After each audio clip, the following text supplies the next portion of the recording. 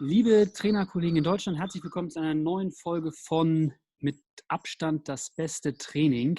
Heute habe ich einen ganz besonderen Interviewgast, auf den ich mich sehr freue. Herzlich willkommen im deutschen Fernsehen, Bernardo. Hello, Valentin. I understand your introduction, but it will be difficult to speak in German yet. Yeah, we will conduct the interview in English because my Portuguese is not fluent enough. Right. Just let me do a quick introduction in German for everybody and then we switch into English. Bernardo ist sowohl portugiesischer Cheftrainer als auch Cheftrainer beim Club Sofar in Bremen und ist das Gesicht hinter Selfpass, einer digitalen Hockey-Plattform, die die meisten von euch wahrscheinlich kennen, vor allen Dingen die Jüngeren von euch, und ich kann allen anderen empfehlen, auch mal reinzugucken. Super coole Sachen. In Hockeykreisen ist er nur Mr. Trick genannt. Wir werden später auch ein bisschen genauer sehen, woran das liegt. Und ich freue mich sehr, dass wir Bernardo hier bei uns haben, denn er gilt als einer der innovativsten Trainer Europas. Bernardo, you're known as one of the most innovative coaches in Europe. How do you use this special situation, the Corona phase, for your training, for your plannings, for your topics? Is there anything you can share with other coaches where you see chances in this episode? Well, first of all, Valentin, thank you for the invitation and thank you for the introduction as well. I've seen some of your previous videos, and of course I don't understand everything, but I understand the most of it, and I really like the concept, so it's an honor to be invited among other great coaches. Now to try to answer your question, well, I think for me it feels that still we are in a transition period right now, so it feels that all of us, even the ones that started earlier, we are still trying to figure it out what this means in terms of the context. So I think it's not clear for everyone what will become the new normal, or if there will be a different kind of normal than the one we were used to it. So I think this is still an experimental period, still even for us here in Germany, that maybe we are a bit more advanced than other countries. I think for me there are two how can I say, there are two measures here, or there are two differentials here. That is, one is youth and seniors. I think it's different, the approach, it's different, the motivation, it's different, the perception of the situation for younger athletes than senior athletes. And I think I would also say that the context, so for instance, in the higher level, the teams are eventually getting ready for a restart of the competition, or at least for some sort of shape of playing a match. And other teams don't know really where are we standing in terms of, we will have competition, there is no competition on site. So I think, and also other things that I spoke with some colleagues, some coaches, is that I think there's also a difference if you are a new coach and you are stepping in a team in this period, or if you are already working with a team and it feels like just a period in time in your period working with a team. So I think it's important to measure those elements before we adapt our training or our methodology. But to be a bit more concrete, I feel that for the youth, in terms of their motivation, and even if they are aware or not very conscious, there is no competition on site, I think they enjoy it a lot. I think it gives you the opportunity to work in a more kind of personalized contact with the children. So I think it's a great opportunity, and maybe the opportunity was already there before Corona, but for one reason or the other, we didn't make it a reality to work with this maybe smaller groups. And now you feel like maybe it's an idea, at least partly, to use this kind of methodology in after when we get back to a normal situation, whatever the normal will be. For the seniors, I feel I will give you my specific situation. So we are kind of halfway through the season, right? We would need to play the second round.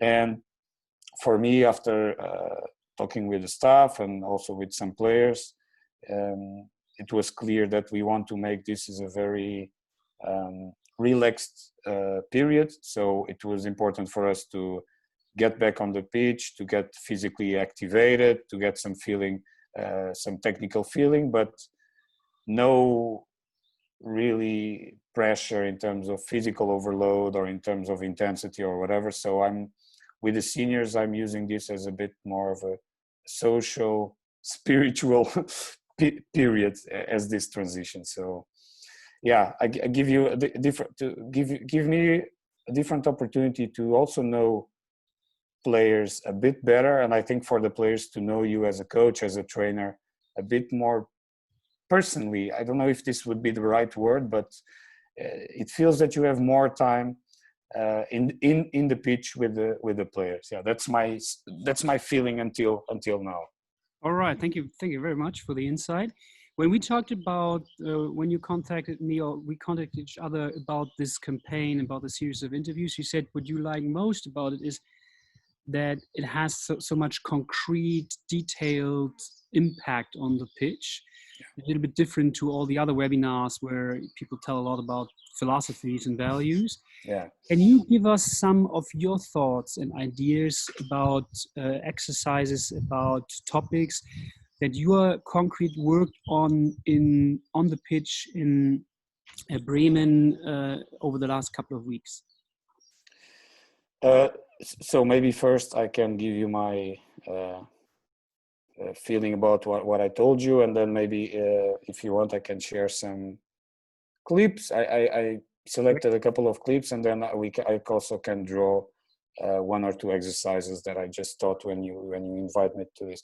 Well, first of all, my comment for you is that I think there is a lot of information out there, particularly in this period, or there's a lot of information, but also a lot of access, particularly now during the lockdown. And I'm particularly looking for maybe more the how than the whys, because maybe in the previous time I was equally interested in the why you do something or what's the reason, but I think now what is missing a bit, or what is not so exposed in hockey, is that really specific insights, and really you give a particular specific example about how you did something or how you trained something. So I think that was a bit differential from your concept, and I really appreciate from the videos I saw. It's nice to hear coaches really sharing what they do in the field and sharing some of their exercises, and I think that's not very common, unfortunately, in hockey. So we talk a lot about sharing, and there is a lot of sharing, but I think in this area there isn't so much as at least I would like to see. So yeah, now to be a bit more concrete before I share some videos with you, I think I really like the area of skill development, and again, I think it's a very interesting area in our sport, because it's complex, and so there are a lot for you to dive in and to study, and I really like to observe and to be engaged in that area of the game. I think, as I said before, I think it's an area that we are still ahead of a lot of sports in terms of training methodology, in terms of skill development. So yeah, just to share some of my ideas, I think something I look a lot, for instance, when we are talking about simple passing and receiving exercises, I look a lot about a couple of points. So for instance, I think it's important that the children, now I'm looking more into youth hockey, so I think it's important that we educate the children to start doing basic passing techniques in motion, and that's a very common mistake I see a lot everywhere, is that not only in terms of the movement dynamic, but also in terms of strength and energy transfer. It's easier for children to be in motion, and it's also more game realistic. You know, a lot of passing techniques are feel restrained because the kids are in a static position. So one of my tips or advice would be to educate children to do everything in motion. In motion doesn't mean high speed running, because I think that's the opposite problem when we see a lot of coaches that say, okay, let's start everything in running and everything a lot in running. So I think a lot of movement in terms of excess of movement is also not helpful in terms of the early stages of skill acquisition. So I always say movement, but movement can be just 3-4 steps in certain motion and not really high speed. So that is one for me. Another thing is important is that children also start to think about being balanced in motion, or I always use the word being comfortable, because I think it's easier for them to understand that they should be comfortable while doing anything. If they are unbalanced or uncomfortable, mostly there must be something in terms of their motor dynamic that is wrong, you know. And then a couple of things that I start to be interested. Well, of course, I think here in Germany the passing quality is really good, and I think. As you might know, I'm a big fan of indoor hockey. I know you are also, and I think that might play a big role, you know, in terms of the passing dynamics, the grips, the stick angles as well. And then, so I think something simple as asking the kids to be in balance, in motion, and the passes to be flat, which sounds very basic. I think it's a good starting point. And then you can go and. Lately, I see, and I think it's a more and more a modern trend that the right hand in the stick is coming higher. The sticks are getting taller as well. So if you look to the best technical speaking players in the world, you see that they have a body shape that is getting really high, which of course has a lot of advantages in terms of ball distance, in terms of awareness. So something that we are training or working a lot is to feel the ball more than to look at the ball, if this makes any sense, you know.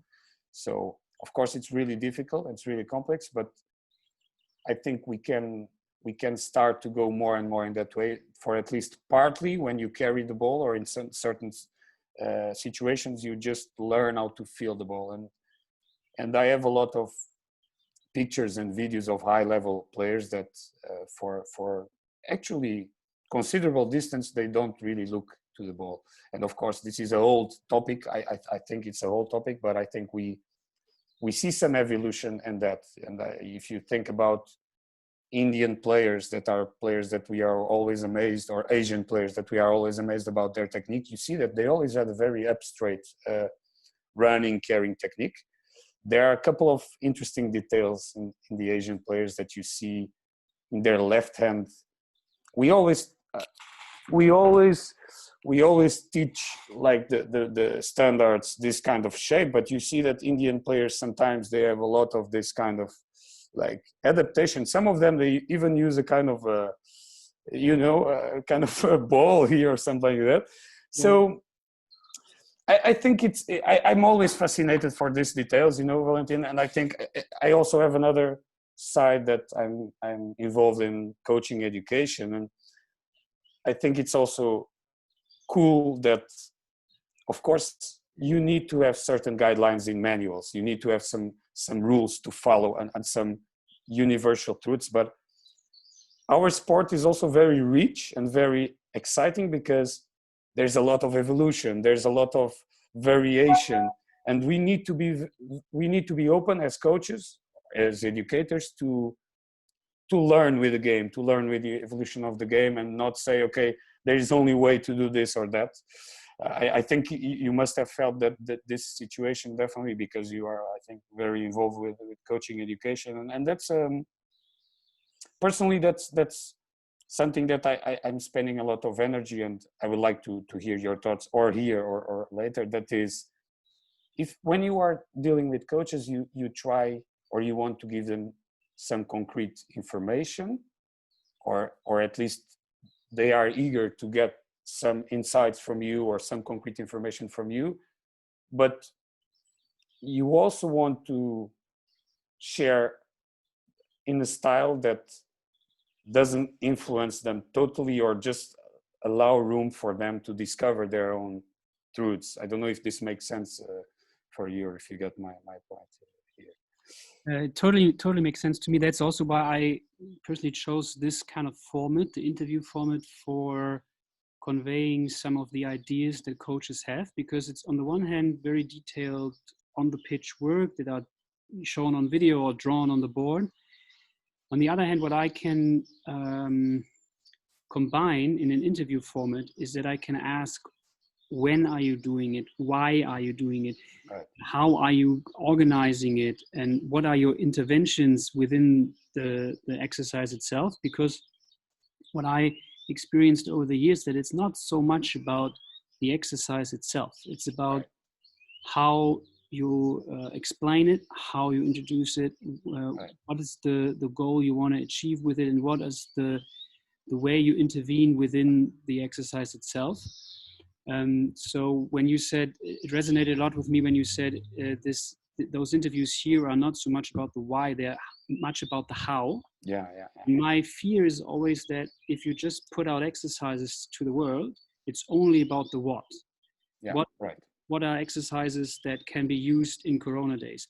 And I think that is not enough. If you just put out exercises and make papers and PDFs, people have a lot of whats. Yeah. Doesn't really help them on the pitch when a player has a question. Yeah. If you have a player-centered approach, you need to understand the origin of the exercise and the options you have to put some variations on it. And I feel that with the interviews we are doing here right now, you can get a little bit of both. So you get Right. some whats, and you also get an understanding about how to do it on the pitch. Right. Maybe you can give us some Sure examples, and then we can talk that through. Well, I will share my screen then, and I hope now, Valentin, the videos go as smooth as possible, because in our testing. Okay, so maybe I will start with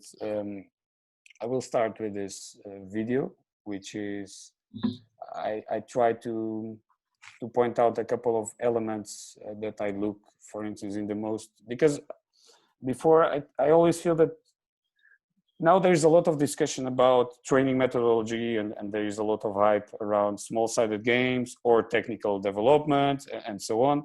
I think the discussion is not so black and white, because I think there are other approaches you can have. You can also have like something in between. You can have technical exercises with decision making, so it's not really a game, small-sided game, but it's also not only a technical exercise. But I like the one analogy that I've heard recently from my coach friend Simon Ledgeford, and we were talking about this discussion, and he said, like, when you learn how to drive, you first go to a empty parking lot without any constraint and without any pressure. You are just there in the end of the day when it's completely empty, and you are just making your first steps in terms of driving. So I still feel that kind of scalability or progression in training is important. So before I give you a couple of drill or exercise examples, I just wanted to show this very simple clip where it shows in a very basic and slow motion style some of the elements that I think it's important when we are looking to the basics of passing. Of course, this is just an example, and I didn't have much time to look for other videos, but for me, the point here in this exercise, and we have different styles of receivings and orientations here, is that there is always at least a little bit of motion in the receiving. So something I find it important is that the players get used to pass and receive the ball with a little bit of motion, at least, you know, so not completely static. If you ask me, that there are situations in the match that you need to, or you can stop the ball in a completely static situation, for sure. But in a very plain language, that is easier than to acquire the motion skill. So for me, this is an example, and I will give the clip to you of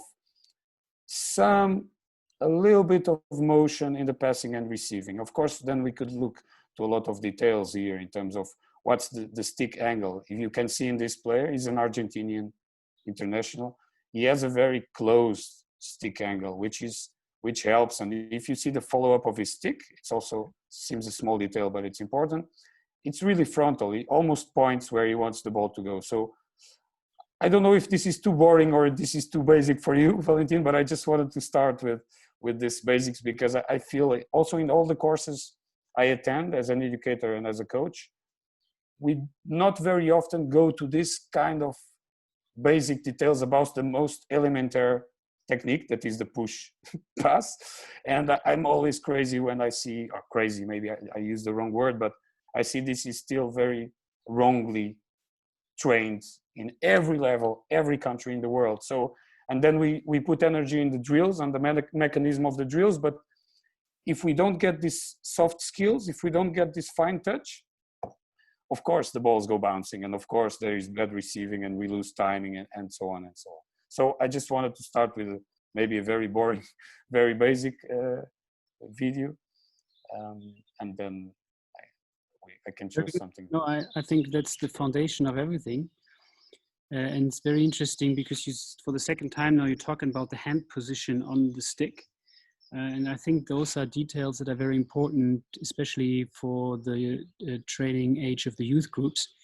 And right now, if you cannot, make yourself very busy with games and full contact, that's something and you have small groups where you can give feedback a lot more individually, then that's probably a good way of giving feedback concerning your hand position, concerning also your body height. You were talking about this, and maybe it's also a good idea for players to experiment a little bit with that, because obviously if you're used to a very low ball carrying position, it's not so easy. Bernardo is coming and say, maybe you go up a little bit.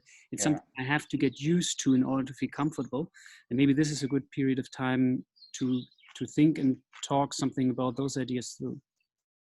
Sure, and I think people sometimes might be that there is some kind of connotation about this kind of technical skill development, because I think people still relate it with a kind of more old-fashioned coaching style where you are just telling players what to do, which is really not the case. Because while you were talking, I mean, I can tell you, okay, Valentin, we can do something different, or what do you feel is different, or what do you feel is wrong, and then maybe me as a coach and you as a player, we can go in that travel, and then you can find your own answers. Is there some manipulation from me? Maybe there is, maybe I know what I would like you to find out, but that's part of the craft of being a coach, of interacting with players. So I think this is very important. I mean, everybody knows how to do games, and this is also related with another point. While we move on, is that I see a lot of people saying that the trainings need to be fun, and I think we need to be careful with that. With first of all, what's fun? And I think we should replace fun by engaging. And engaging doesn't mean that it doesn't, 1 hour and 30 minutes training doesn't need always to be fun. It can be challenging and can be hard, and maybe can even be for moments unpleasant, because that's the reality of competing and reality of a game. There are moments in the game they are not fun, but they are still engaging. I don't know if this makes any sense. And also, if 1 hour and a half you can be having fun, what's the fun then? If everything is fun, you cannot distinguish what is fun when it's really fun. You know what I mean here? So Yeah. maybe I believe I understand. Can you give us a little bit more explanation of how do you engage? Yeah. So I mean, for instance, let's say that we are doing an exercise, or that we are, let's take a small-sided game. So it doesn't sound that I have anything against that, because I think my style of training is mostly based on small-sided games. Actually, let's say that you design a 3 parts times 5 minutes or something like that. So when you feel, for instance, but then you let the game go on. So you see that maybe there is a part of, and then the players are playing already for 7 minutes, and they are really getting in the red line, and they are really getting irritated, you know. So maybe you let it go for a while, and then you let it, and afterwards you could maybe open the debate with them, and that's clear there was some irritation there's clear there was some moments that was not fun, but maybe it's can be part of being in sports. I think I don't know if you saw this documentary about Michael Jordan recently, and I think was really I think was food for thought for us coaches, players, sports lovers. And you know what I found it interesting there is that the tone and the speech there, it goes almost against the modern style of what we see, how to engage with players, how to engage with coaches. There was a lot of toughness there, real toughness. And I think, and you are way more experienced than me, in high pressure moments, in high pressure environments, there is toughness, there is hard decisions, and there is tiredness, and there is irritations. It's part of life, and it's part of sport. So I think it's like everything in life and in sports as well. We look for balance. I look for balance, and so, and also we always complain about these young generations. They are really soft, and they are not tough enough, and so on. Well, is it maybe because we want them to only have fun and only smile and only do easy things? Yeah, that's a bit I try to summarize a bit my idea about the right balance I think you need to have in cognitive but also technical development. I don't know if I answer a bit your question. Yeah, thank you very much. And maybe if you have, we were looking at the foundation of the passing skills. What can you develop from that? Maybe you show us some. Yeah, well, I also picked exercise. Actually, is an indoor exercise, but once you are in Rome, be Roman. But it's an indoor exercise, but you can apply the same principles or some of the principles to outdoor as well. I will let it play, and then we can talk a bit on top of that.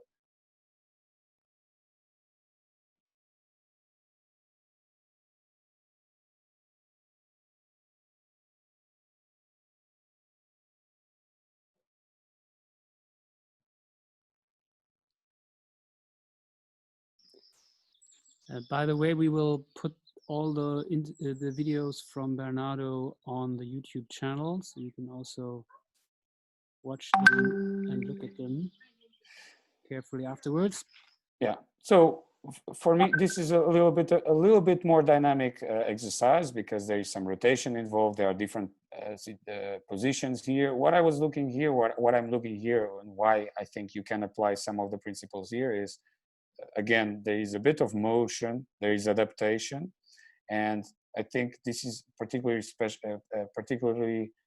focused in indoor hockey, but also in outdoor hockey, especially in build-up phases, that some slight movements, or I call it working the angle. So maybe you pass the ball and then you work your angle a little bit.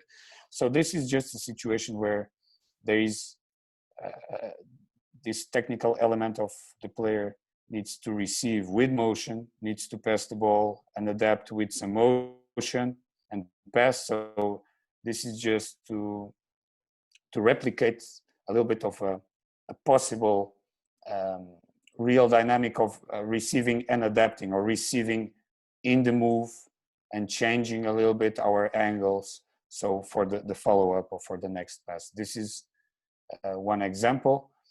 I also have an example here that maybe I need to draw something now, Valentin. So maybe I need to stop sharing my screen so I can draw one exercise, if that's okay for you. Perfect.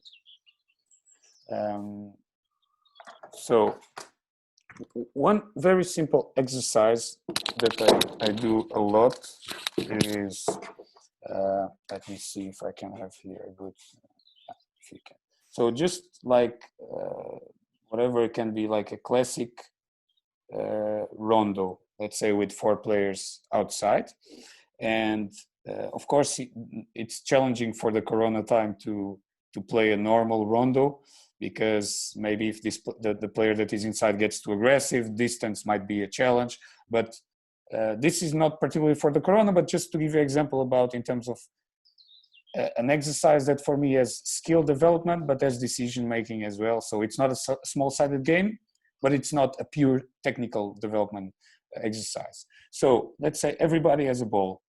Every player's outside have a ball, and there is one playable ball that goes around. So one ball is the rondo ball, and the other ball is a ball that the players need to be, let's say, kind of dribbling. While they don't have the ball, they need to be dribbled. So what's really interesting in this exercise, and it sounds quite simple, but there's a lot in it, and there are a lot of elements on that, because if you are, let's say, forced to be dribbling the ball, but at the same time be aware and be looking around, that already forces you a body shape and a body distance, a ball distance to your body, where you would need to be in that kind of optimal, as straight as possible position. So you are able to have visual energy, or at least feeling energy in the ball, but you are able to have your head looking around. When is the ball coming to me? What's happening around me? So there is passing here, there is scanning, there is awareness, there is technical development, there is this focus on up straight body position. So there's a lot of skill, and there is competition as well. There is the challenge of having one player trying to steal your ball. So there is a game. I don't know if you would like to consider this a small-sided game oriented exercise. Could be, yeah. So this is at least I would support the idea of rondo. I think there's no good training session without any kind of rondo, and I like the variation with every player having a ball and therefore having an additional challenge. Yeah. Because it really, as you said, will emphasize the necessity of having very good visual capabilities. Right. And at the same time, also about the idea of feeling the ball that you had put out earlier as a good idea to the Corona situation. Because if you feeling the ball and at the same time observing what the other players are doing, I feel you wouldn't actually need somebody in between. So if you want to even start this without having, in Germany you call it Schweinchen in der Mitte. Genau. To have Mitte, and still have a reasonable technical challenge, right? Yeah. So well, actually, you said that was my follow-up point. That is, what you suggested is for me the adaptation possible for this period. I think that you don't have for safety reasons, for obvious reasons, you don't have that person in the middle, but can still be challenging. You can also add something like you can you as a coach, or maybe you have one leading player, and that leading player is moving. And when, for instance, let's say that this player moves and we all need to copy the movement, for instance, or you have one coach that is walking, and while he's walking, they need to adapt to the movement as well. Could be another layer for the exercise. And you know what, Vali, I think we often think, well, this is just a senior or a older level exercise, but it's not true. The kids are really plastic. Sometimes we are afraid to challenge the children, and the kids are really plastic. Sometimes when I start with really young kids, a bit testing, I start to ask them really complex technical stuff, like bouncing ball or double touch backhands in the air and something like that. And in a plain message, if they don't know how complex that is, they try to execute it, So I think we also need to be braver, and in that sense, as coaches, we should try to stretch a bit more the technical side of our game, because great things can happen, really, for my experience. So great pitch for all the youth coaches in Germany. Thank you very much. More demanding, is that what you're saying? Yeah, sure. That for me links a bit. Of course, you need to be sensitive and you need to be balanced, but yeah, be more demanding. That also links with what's fun, what's not fun. I think we need to replace fun by engaging. And engaging, you can be very engaged in something and not have fun on that all the times, you know. And be more demanding. Yeah, be more demanding. Stretch yourself a bit more. Be more daring. Try to do stuff, and don't go for the basic stuff. Don't always ask, okay, I will just do this because I think that's the only thing they can do. Bullshit. You know, that's bullshit. And I don't think that's not the most professional approach enough, I think. So yeah, well, once I'm with the board, maybe I go now with 1 or 2 exercises I have on the board, and maybe if you want, Vali, I can finish with 1 or 2 clips. Otherwise, I could stay here one day talking with you. I enjoy that a lot. Let's go to the board again. Very good. Yeah. So, well, I'm really into, or I decided to bring a different approach, because I feel I don't see that much often in especially in youth coaches. That is, once again, I would like to emphasize this hybrid style, or having technical exercise where there is choice or reaction. So this would be an example. Let me see if I can have a good vision here, or maybe this is easier. Let's say that we are making an exercise on this goal here. So the balls start here, and then let's say you have 2 directions possible. So the player starts here and has 2 directions possible. Can come either, let's say, can either come here, A, or can go to B, right? And on this exercise, you would maybe put your emphasis on what we described before. Let's look to the carrying of the ball. So let's look to maybe you go with your right hand a bit higher than you normally do. For some of them already do. And then what we try is, at least for partly in this acceleration, you try just feel the ball, not looking to the ball, right? And of course, this will be really difficult depending on the technical level of the players, but you ask for acceleration, and then another detail, you ask for adaptation. So before you arrive to B or to A, maybe you need to slow down, maybe you need to give smaller steps so you have more balance and you can get ready for your passing. So let's say that here there is an A or a B. So there are 2 things you can say here. So there is a player here and there is a player here. So either this player here decides if he wants to go to A or to B, and according to the place he's going, this player will decide. So if I go to B, I need to be to B. I need to go to B to receive a passing in B, or I take the decision, and if I go to B, I need to drive to B, right? Then we would use, let's say, coins. I like coins more than cones, because if we are talking about, so if you make a link with real game, there are not really foot or coins in the floor, like physical obstacles in the floor. So of course, maybe I'm being a bit too purist, and I like to use cones. I also use cones, but now for the sake of this exercise, let's say that we only use coins. Why? Because gives you a bit more plasticity for the movement of the player, so he doesn't really need to break. And for certain players, really affects because they need to break, and then the ball distance really gets a bit messy. So let's make it a bit more fluid. So we put a couple of coins so the player can decide which kind of dribbling he wants to do. So then here we would look for a plain ground 2D skills, right? Then let's say here we could repeat the same A-B format or not. There is a third player here. And then let's say that here you would ask him to do some 3D shape or form. So whatever you want, you bounce the ball, you carry the ball, you dribble the ball with a kind of reversed Indian dribble, or you bounce the ball, or you do some self pass crazy stuff, whatever, it's okay. Then, for instance, here what we could have a striker. That would be the last element of this exercise. And in the striker, there are a couple of things we could ask. Let's say there is a small cone goal, and there is a minefield of coins here.